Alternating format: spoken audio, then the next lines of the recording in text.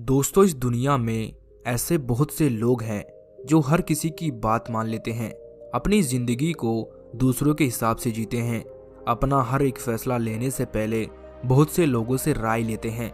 हर बार उनका लोगों से यही सवाल होता है कि मैं क्या करूं, मुझे अब क्या करना चाहिए, मेरे साथ ये हो गया, अब मैं इससे बाहर कैसे निकलूं। आप तो परेशानी से परेशान होकर उसका समाधान खोजने के लिए लोगों से राय लेते हो, लेकिन लोग इसी चीज का फायदा उठाते हैं और आपको कोई ऐसा समाधान बताते हैं जिसमें या तो उसका कोई फायदा हो या फिर आपका कोई नुकसान हो। अब आप कहेंगे कि उसके खुद के फायदे तक तो ठीक है, लेकिन वो भला मेरा नुकसान क्यों चाहेगा? मैंने तो परेशानी उसके साथ साझा की है, वो तो मुझे समाधान बताएगा। लेकिन तुम्हें हमेशा एक बात अपने दिमाग में बिठा लेनी है कि इस दुनिया में माँ बाप के अलावा कोई भी ऐसा व्यक्ति नहीं है जो चाहता हो कि तुम उससे ज्यादा तरक्की कर लो। अगर तुम गड्ढे में गिर रहे हो तो लोग ऊपर से पत्थर फेंकने का काम करते हैं। लोग किसी का साथ नहीं देते, बल्कि वो तो मौके का फायदा उठाने के लिए अवसर तलाशते रहते हैं। आइए समझते हैं इस कहानी के माध्यम से कि हमें लोगों की क्यों नहीं सुननी चाहिए। लोग कैसे हमें बर्बाद करने की साजिश रचते रहते हैं। बहुत समय पहले की बात है। एक नगर में एक साधु रहा करता था। उस साधु ने उस नगर के बाहर नदी के किनारे एक आश्रम बना रखा था। उसके आश्रम में बहुत सारे शिष्य रहते थे। वो शिष्य उस साधु की खूब सेवा करते थे। उस नगर के सभी लोग उस साधु को बहुत मानते थे, उसकी भक्ति करते थे। लेकिन असलियत में वो साधु ढोंगी था। वो बस साधु होने का नाटक कर रहा था। उसका मकसद बस इतना सा था कि वो साधु का वेश धारण करके बड़े बड़े धनी व्यापारियों को ठग सके। वो साधु बहुत ही चतुराई के साथ लोगों को मूर्ख बना देता। वो लोगों के सामने दिखावा करता था और लोगों को इस बात की भनक भी नहीं थी कि साधु के रूप में वो बहुत बड़ा ठग है। सब लोग तो उसे बहुत बड़ा सिद्ध साधु समझते थे और उस साधु की भक्ति करते थे। यहाँ तक कि उसके आश्रम के शिष्यों को भी उस साधु की असलियत का पता नहीं था। लेकिन कुछ शिष्य थे जो साधु का असली चेहरा पहचानते थे। वो शिष्य जानते थे कि साधु जैसा दिखावा करता है वैसा है नहीं। जब नगर के लोग साधु से मिलने आते, उसके दर्शन करने आते, तो साधु उन्हें दूर से ही आशीर्वाद दे देता।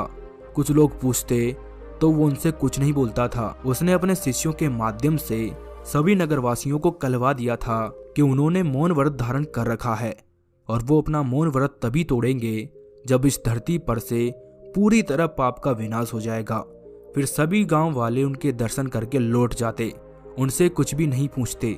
दरअसल जब गांव वाले अपनी समस्या लेकर आते थे तो साधु सोचता था कि मैं कैसे इनकी समस्या का हल करूं, क्योंकि उस साधु को कुछ ज्ञान तो था नहीं, उसने कभी कोई सिद्धि प्राप्त तो करी नहीं थी। वो लोगों को ज्ञान कैसे देता? जिसके पास खुद के पास ज्ञान नहीं है वो लोगों का भला कैसे करेगा? इसीलिए उस साधु ने मौन व्रत का नाटक कर लिया ताकि लोग उनसे पूछे तो वो उन्हें बताने से बच जाए। और जब लोग उस साधु को कोई दान दक्षिणा देते, धन देते, तो साधु उस धन को छूता भी नहीं था। उनके शिष्य ही उस धन को नगरवासियों से लेते थे। वो शिष्य नगरवासियों से कहते थे कि गुरुदेव धन को छूते भी नहीं हैं। वो इस संसार की मोह माया से बहुत ऊपर उठ चुके हैं। उनका इस सांसारिक वस्तुओं से कोई लेना देना नहीं है। वो तो बस भगवान की भक्ति में लीन रहते हैं। फिर एक दिन नगर का एक धनी व्यापारी साधु के आश्रम में आया और आकर उन्हें प्रणाम किया और साधु से बोला कि महाराज, आज आप मेरे घर पर भोजन करने जरूर आना। साधु ने भी अपनी गर्दन हाँ में हिला दी, क्योंकि साधु किसी से नहीं बोलता था। यह कहकर वो व्यापारी अपने घर लौट आया और फिर साधु ने अपने उन भरोसेमंद शिष्यों को अपने पास बुलाया जिनको कि उस साधु की असलियत के बारे में पता था। फिर साधु ने उन शिष्यों से कहा कि शाम को मैं व्यापारी के यहाँ भोजन करने जाऊंगा। मेरे जाने के बाद आश्रम की अच्छी से देखरेख करना, कोई भी वस्तु इधर उधर नहीं होनी चाहिए। फिर जैसे ही शाम हुई वो साधु व्यापारी के घर पहुंच गया। व्यापारी ने भी साधु का खूब सत्कार किया और उसके लिए अच्छे से आसन बिछाया और साधु को उस पर बिठा दिया। साधु भी अब भोजन करने के लिए उस आसन पर बैठ गए। फिर व्यापारी ने अपने बेटी को आवाज लगाकर कहा, बेटी, महात्मा जी के लिए भोजन लेकर आओ। व्यापारी की आवाज सुनकर व्यापारी की बेटी भोजन लेकर साधु की तरफ आती है। जब साधु की नजर उस व्यापारी की बेटी की तरफ गई तो उस ढोंगी साधु की उस लड़की को देखकर बाहें खिल गई। उसका चंदन सा बदन, उसकी हिरनी के समान आंखें, चलते समय उसके बालों की एक लट कभी कभी उसके सुंदर मुखड़े पर आ जाती थी। उसकी इस तरह की सुंदरता को देखकर वो साधु मोहित हो गया। वो ढोंगी साधु मन में ही विचार करने लगा कि इस व्यापारी की बेटी कितनी सुंदर है। अगर ये किसी तरह मेरी हो जाए तो मेरे तो भाग्य ही खुल जाएंगे। फिर वो साधु उस व्यापारी की बेटी को पाने की योजना बनाने लगता है। फिर उसके शैतानी दिमाग में एक विचार आता है। वो अचानक से भोजन छोड़कर उठ जाता है और उस व्यापारी से बोलता है कि सेठ, ईश्वर तुम्हारी रक्षा करे, दुर्भाग्य का साया तुम्हारे ऊपर मंडरा रहा है, शीघ्र ही तुम एक सेठ से भिखारी बनने वाले हो। ये कहकर वो झूठ मूठ के आंसू बहाने लगता है। ये सब देखकर व्यापारी आश्चर्यचकित रह गया। वो सोचने लगता है कि आज तक साधु महाराज ने कभी अपना मुंह नहीं खोला और कभी किसी से कोई बात नहीं की, लेकिन आज वो बोल पड़े। उस साधु की ऐसी बातें सुनकर वो व्यापारी थर थर कांपने लगा और उस ढोंगी साधु के चरणों में गिर गया और उस साधु के चरण पकड़ लिए। और वो व्यापारी फिर उन साधु से कहने लगा कि साधु महाराज, आप ये क्या कह रहे हैं? मुझे तो कुछ भी समझ नहीं आ रहा है। आखिर आप कैसे दुर्भाग्य की बात कर रहे हैं? क्या ये दुर्भाग्य इतना दुखदाई होगा कि आपको अपना मौन व्रत भी तोड़ना पड़ा? आपने मुझ जैसे साधारण मानव के लिए अपना मौन व्रत तोड़ लिया। फिर वो ढोंगी साधु व्यापारी के सामने मगरमच्छ के झूठे आंसू बहाते हुए बोला, मेरे बेटे, मैंने तुम्हारे सिर पर आने वाले दुर्भाग्य को देख लिया है। फिर वो झूठ मार के रोते रोते व्यापारी से बोलता है कि पुत्र, ये तुम्हारी बेटी जो है ना, यही तुम्हारे दुर्भाग्य का कारण है। जिस दिन तुम इसकी शादी करोगे उसी दिन से तुम्हारी बर्बादी शुरू हो जाएगी। तुम्हारा सारा परिवार तबाह हो जाएगा। तुम्हारे परिवार के सभी सदस्य एक एक करके मरने लगेंगे। तुम्हारा पूरा व्यवसाय चौपट हो जाएगा। तुम कर्ज के बोझ के तले इतने दब जाओगे कि तुम्हें पता ही नहीं चलेगा कि तुम कब सेठ से भिखारी बन गए। ये सब कुछ इतना जल्दी जल्दी होगा कि तुम्हें कुछ भी समझ नहीं आएगा। साधु की ऐसी बातें सुनकर व्यापारी साधु से कहते हैं कि महाराज, कोई तो ऐसा उपाय होगा जिससे कि ये दुर्भाग्य टल जाए। कोई तो ऐसा रास्ता होगा जिससे कि इस दुर्भाग्य से बचा जा सकता हो। आप तो इतने सिद्ध महात्मा हो, आपके पास मेरी समस्या का कोई ना कोई हल तो जरूर होगा। कृपया करके आप मुझे इस मुसीबत से बाहर निकालो। आपके लिए तो कोई भी कार्य असंभव नहीं है। व्यापारी की बातें सुनकर वो साधु मन ही मन बहुत प्रसन्न हो जाता है, क्योंकि वो साधु तो इसी प्रश्न के इंतजार में था कि कब व्यापारी उससे ये पूछेगा कि मैं क्या करूं जिससे मेरा दुर्भाग्य टल जाए। फिर वो साधु कुछ विचार करके नाटक करता है। वो अपनी आंखें बंद करता है और कुछ मंत्र बुदबुदाने लगता है और फिर कुछ ही देर बाद वो अपनी आंखें खोलकर बोलता है कि तुम्हारी बेटी ही तुम्हारे दुर्भाग्य का कारण है। इसीलिए तुम्हें अपनी बेटी को एक बड़े से संदूक में बंद करके गंगा नदी में बहाना होगा और इस बात का भी ध्यान रखना होगा कि उस संदूक के ऊपर जलता हुआ चिराग रखना है। और हाँ, ये काम तुम्हें 24 घंटे के अंदर अंदर ही करना है। किसी प्रकार की कोई भूल नहीं होनी चाहिए। याद रहे, तुम्हें अपनी बेटी को त्यागना ही होगा, तभी तुम्हारा दुर्भाग्य टल सकता है।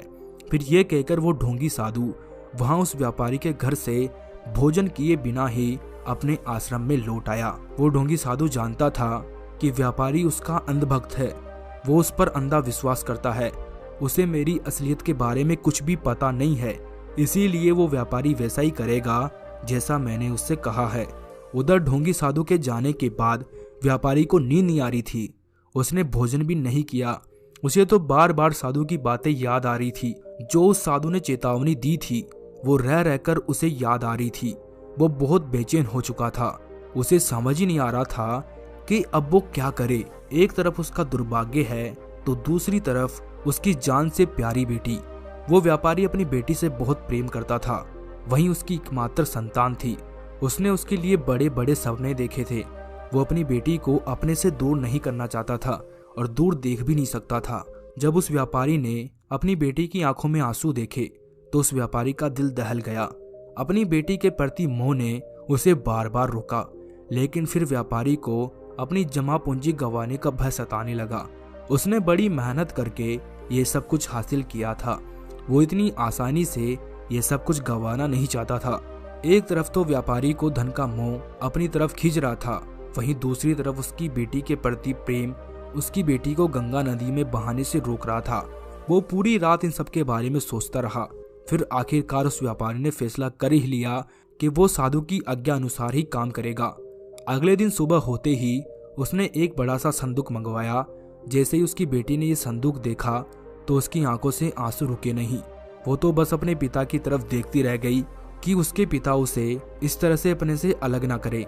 लेकिन पिता की खुशी के कारण उसने पिता से कुछ नहीं बोला। व्यापारी ने भी अपने दिल पर पत्थर रखकर अपनी बेटी को बुलाया और फिर उस संदूक में बैठने को कहा। वो व्यापारी की बेटी उस संदूक में बैठ गई।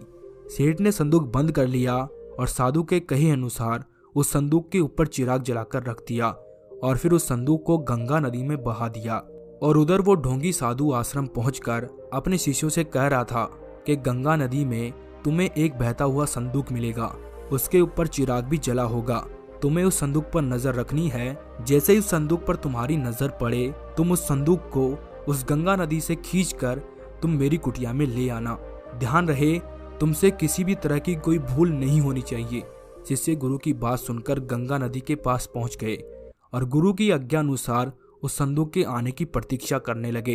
वो सभी निगाह गड़ाए उस नदी की तरफ देख रहे थे। तभी एक राजकुमार उस नदी की तरफ से गुजर रहा था। उस संदूक को देखकर वो सोचता है कि ये संदूक कहाँ जा रहा है। वो नदी में जाकर उस संदूक को अपने पास लाता है और संदूक को खोलता है तो उसमें एक सुंदर लड़की निकलती है। राजकुमार को देखकर व्यापारी की बेटी रोने लगती है। फिर राजकुमार उस लड़की को कहता है कि तुम इस संदूक में क्या कर रही हो। राजकुमार की बात सुनकर वो व्यापारी की बेटी रोने लगी और राजकुमार को सारी बात बता देती है कि कैसे एक साधु उसके घर पर भोजन करने आया था। उसने उसे देखकर उसके पिता से कहा कि ये तुम्हारे दुर्भाग्य का कारण है। अगर मेरे पिता मुझे त्याग देंगे तो उनका दुर्भाग्य टल जाएगा। इसीलिए मेरे पिता ने मुझे इस संदूक में बंद कर गंगा नदी में छोड़ दिया। व्यापारी की बेटी की बातें सुनकर उस राजकुमार को बड़ा हास्य हुआ कि कोई पिता भला अपनी बेटी के साथ ऐसा कैसे कर सकता है। फिर उस राजकुमार ने निश्चय किया कि मैं इस लड़की को अपनी जीवन संगनी बनाऊंगा। फिर वो लड़की को अपने साथ एक मंदिर में ले गया और वहीं जाकर उससे शादी कर ली। फिर राजकुमार को साधु की नीयत पर संदेह हुआ कि आखिर साधु ने ऐसा क्यों कहा। फिर राजकुमार ने साधु का पता लगाने का निश्चय किया। वो सोच विचार करने लगा। तभी उसके मन में एक विचार आया। उसने अपने सेवकों से कहा कि तुम लोग जंगल में जाओ और एक गोरिल्ला पकड़कर यहाँ लाओ। राजकुमार की बात सुनकर सेवक तुरंत जंगल में गए और वहां से एक गोरिल्ला पकड़कर लेकर आए। फिर राजकुमार और सेवकों ने मिलकर उस गोरिल्ले को जबरदस्ती उस संदूक में बंद कर दिया और फिर उस संदूक पर एक ताला लगा दिया और फिर उस संदूक पर एक जलता हुआ चिराग रखकर उसे गंगा नदी में बहा दिया। उधर ढोंगी साधु के शिष्य बड़ी बेताबी से उस संदूक का इंतजार कर रहे थे। जैसे ही उन्होंने उस संदूक को देखा वे तुरंत नदी में कूद गए और उस संदूक को खींचकर किनारे पर ले आए। फिर उन्होंने उस संदूक को उठाया और गुरुदेव की कुटिया में पहुंचा दिया। जब साधु ने वो संदूक देखा तो वो बहुत खुश हुआ। वो खुशी के मारे अपने होठ चबाने लगा। अब वो ढोंगी साधु बेसब्री से रात होने का इंतजार करने लगा कि कब रात हो और कब वो उस व्यापारी की बेटी के साथ अपनी काम वासना शांत करे। वो साधु मन ही मन बहुत खुश हो रहा था। जैसे ही रात हुई साधु की खुशी का कोई ठिकाना नहीं रहा। वो तुरंत उस संदूक के पास गया। फिर उस साधु ने संदूक का ढक्कन खोला। जैसे ही उस ढोंगी साधु ने उस संदूक के ढक्कन को खोला तभी उसमें से एक भयानक गोरिल्ला चीखता हुआ बाहर निकला। इससे पहले कि साधु कुछ समझ पाता उससे पहले ही गोरिल्ला ने उसे पीटना शुरू कर दिया। उस ढोंगी साधु को थप्पड़ मार मार कर उस गोरिल्ले ने लहूलुहान कर दिया। गोरिल्ले ने उस ढोंगी साधु को इतना मारा कि वो चीखता हुआ बेहोश हो गया। जब तक कि साधु के शिष्य उसे बचाने आते तब तक तो गोरिल्ला ने साधु की बुरी हालत कर दी और फिर साधु को छोड़कर गोरिल्ला पास के जंगल में भाग गया। फिर कुछ घंटों के बाद साधु को होश आया, लेकिन तब भी उसकी हालत बहुत खराब थी। उसकी हालत इतनी खराब थी कि उससे कुछ बोला भी नहीं जा रहा था। उसका मुंह पूरी तरह सूज गया था। उसके हाथ पैरों में से खून निकल रहे थे। उसके पूरे शरीर पर जख्म हो गए थे। फिर सुबह होने के बाद जब शिष्य अपने गुरुदेव की कुटिया में आए, गुरुदेव की ऐसी हालत देखकर वो दंग रह गए। उन शिष्यों ने साधु से पूछा कि गुरुदेव आपकी ये हालत कैसे हुई, आपको इतनी सारी चोटें कैसे लग गई। फिर वो साधु अपनी असलियत छिपाते हुए बोला, क्या बताऊं मेरे प्यारे शिष्यों, रात्रि में एक भयानक गोरिल्ला आश्रम में घुस गया था। और उसी गोरीले ने मेरी ऐसी हालत की है। फिर वो साधु अपने शिष्यों से कहने लगा कि मैंने तुम्हें कहा था कि आश्रम की अच्छे से देखभाल करना, देखो अब तुम्हारी वजह से ये क्या हो गया। साधु की बात सुनकर वो सभी शिष्य चुप हो जाते हैं और सोचने लगते हैं कि हम तो रात भर पहरेदारी कर रहे थे, फिर गोरीला कैसे आश्रम में घुस गया। फिर धीरे धीरे ये बात पूरे नगर में फैल गई कि साधु को एक गोरीले ने घायल कर दिया है। नगर के सभी लोग साधु से मिलने आए, क्योंकि नगर के सभी लोग उस साधु का बड़ा मान सम्मान करते थे, उनकी भक्ति करते थे। जैसे ही लोगों ने ये खबर सुनी तो वो सभी साधु से मिलने के लिए दौड़े चले आए। और जब ये बात उस व्यापारी को पता चलती है तो वो भी साधु से मिलने के लिए आ पहुंचा। पूरा नगर आश्रम के बाहर इकट्ठा हो गया। ये बात उधर राजकुमार को भी पता चलती है। वो भी साधु के आश्रम आ पहुंचा और साथ में उस व्यापारी की बेटी को भी लेकर आया। आश्रम के बाहर इतनी भीड़ थी कि लोग धक्का मुक्की कर रहे थे। सभी लोग साधु से मिलना चाहते थे। तभी वो राजकुमार उस भीड़ को चीरता हुआ साधु के पास पहुंचा और साधु को जाकर प्रणाम किया और साधु से पूछने लगा, महाराज आपकी ये हालत किसने की। तब साधु ने राजकुमार को बताया, रात्रि में एक भयानक गोरीला उनके आश्रम में घुस आया, उसी ने ये किया है। साधु की बात सुनकर राजकुमार सब समझ गया था। उसे साधु का झूठ पता लग चुका था कि साधु झूठ बोल रहा है। फिर राजकुमार ने साधु से कहा कि महाराज आप सब कुछ सच बता रहे हैं या फिर मैं बताऊं कि गोरीला आपके आश्रम में कैसे आया। राजकुमार की बात सुनकर साधु चौंक गया और नगरवासी भी राजकुमार की बात सुनकर हैरान हो गए कि आखिर राजकुमार ऐसा क्यों बोल रहा है। अभी साधु ने कहा कि मैं सच कह रहा हूँ, गोरीला रात्रि में आश्रम के भीतर घुस आया था और उसी ने मेरी ऐसी हालत की है। तभी वो राजकुमार उस व्यापारी की बेटी को अपने पास बुलाता है और साधु से पूछता है कि अब बताओ महाराज। साधु व्यापारी की बेटी को देखकर चौंक जाते हैं। उसे कुछ भी समझ नहीं आ रहा था कि वो क्या करे। अब उसकी पोल खुलने वाली थी। फिर साधु कुछ नहीं बोलता है और मौन हो जाता है। लेकिन वो कब तक मौन रहता। भी नगरवासियों को बताया कि कैसे इस ढोंगी बाबा ने व्यापारी की बेटी को हासिल करना चाहा। इस ढोंगी साधु ने व्यापारी को कहा कि उसकी बेटी उसका दुर्भाग्य का कारण है और वो उसे छोड़ दे और गंगा नदी में बहा दे ताकि वो ढोंगी साधु उसे प्राप्त कर सके। नगरवासी उस साधु की असलियत जानकर हैरान हो गए। उन्हें साधु के ऊपर क्रोध आया। अब सब लोग साधु पर थू थू करने लगे। सभी लोगों ने मिलकर उस साधु की बहुत पिटाई की। पीट पीट कर नगरवासियों ने उस साधु को वहां से भगा दिया। व्यापारी को भी अपनी भूल का एहसास हुआ। उसने सोचा कि मैंने बिना कुछ सोचे समझे ही इतना बड़ा फैसला कैसे ले लिया। मैं तो अपनी बेटी से बहुत प्रेम करता था। उस साधु की बातों में आकर मैंने ये कैसा अपराध कर दिया। फिर वो व्यापारी रोता हुआ अपनी बेटी के पास जा पहुंचा और उससे बोला कि बेटी मुझे माफ कर दे, मैंने तुम्हारे साथ बहुत गलत किया है, मुझे ऐसा नहीं करना चाहिए था। अब तुम मेरे साथ अपने घर चलो। मुझे पता है मुझे किसी पर भी इतना अंधविश्वास नहीं करना चाहिए। पिता की बातें सुनकर वो बेटी बोली, पिताजी अब मैं आपके साथ नहीं चल सकती। आपने मेरा त्याग कर दिया है और त्यागी गई कोई भी वस्तु वापस नहीं ली जाती। अब मैं कभी भी वापस नहीं आ सकती। ये कहकर वो व्यापारी की बेटी राजकुमार के साथ चली गई। उस व्यापारी को अपनी गलती पर पछतावा हुआ। उसने अपने आप से कहा कि ये मैंने क्या कर दिया। मैंने तो अपना सब कुछ खो दिया है। मेरी बेटी तो मेरे घर की लक्ष्मी थी, अब वो भी मेरे से दूर हो गई। काश मैंने साधु की बात नहीं मानी होती तो आज मेरी बेटी मेरे साथ होती। फिर वो व्यापारी जोर जोर से रोने लगा। पर वो कहते हैं ना कि जब चिड़िया चुग गई खेत तो फिर बाद में पछताने का क्या फायदा।